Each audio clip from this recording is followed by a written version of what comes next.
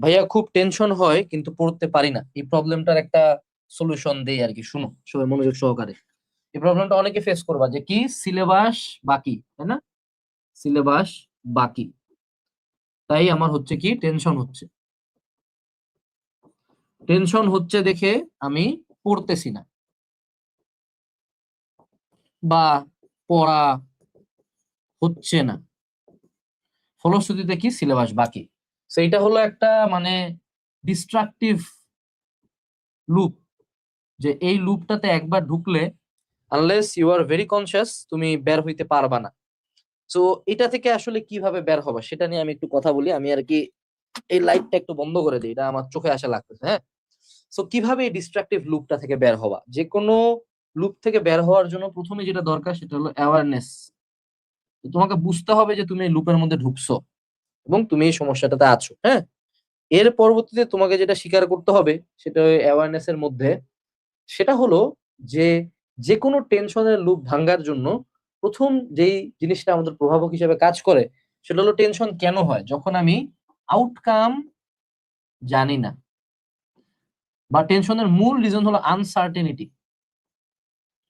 অর্থাৎ majority of the time তোমার টেনশনের প্রাইম রিজন হলো যে তুমি এখনো জানোই না যে তোমার সামনে কি হবে। তুমি এখনো জানোই না যে তোমার সিলেবাস কি আদৌ শেষ হবে কিনা, এবং তোমার কাছে কোনো রিটেন প্ল্যান নাই। এবং তুমি অলরেডি হয়তোবা মনের মধ্যে ধরেই নিছো যে তোমার এইচএসসি পরীক্ষা খারাপ হবে। ফলশ্রুতিতে তোমার ব্রেন অলরেডি গিভ আপ করে ফেলছে। So আমি যে কোনো সময় বলি যে পড়া শুরু করার আগে একটা রিটেন প্ল্যান বানাইতে। অর্থাৎ যখনই আমি 45 ডেজ এর প্ল্যান দিছিলাম, আমি নিজে একটা এরকম প্ল্যান লিখে দিছিলাম যে কোন দিন কোন চ্যাপ্টার পড়বো, এবং বলেও দিছিলাম যে, এবং আরো একটা ভিডিও আমি দিছি যে যে মাত্র 5টা চ্যাপ্টার আগে পড়ো। আরো এটাও বলছি যে ওই 5টা চ্যাপ্টারের মধ্যে সবচেয়ে ইম্পর্টেন্ট টপিক গুলা পড়ো। সো 4টা সাবজেক্টে ফিজিক্স কেমিস্ট্রি ম্যাথ বায়োলজির 5টা করে চ্যাপ্টারে 20টা চ্যাপ্টার হয়। 20টা চ্যাপ্টারে যদি 10টা করে টপিক পড়ো, বা সে টু সে 5টা করে টপিক পড়ো, মাত্র তোমাকে 100টা টপিক যদি তুমি শেষ করো, তাহলে তোমার মেজরিটি অফ দ্য কেসে এইচএসসি তে 75% মার্কস বা 80% মার্কস কনফার্ম।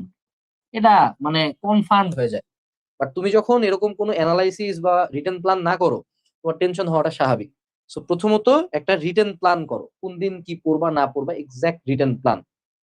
দেন প্রতিদিন যে কাজটা করবা, একটা ফিক্সড টাইম করবা। ফিক্সড টাইম ধরে নাও যে সে টু সে দ্যাট ইজ 12 PM, বা সে টু সে 2 PM, বা সে টু সে তুমি রাইতের বেলা পড়ো 6 PM। একটা ফিক্সড টাইম করে ফেলবা যেই সময়টাতে, আনলেস তুমি মরে যাচ্ছ বা তুমি অসুস্থ বা কোনো ইমার্জেন্সি, এসব কেস বাদে তুমি টেবিলে যায় বসবাই। অর্থাৎ তোমাকে এটা একটা রিচুয়ালের মতো করতে হবে।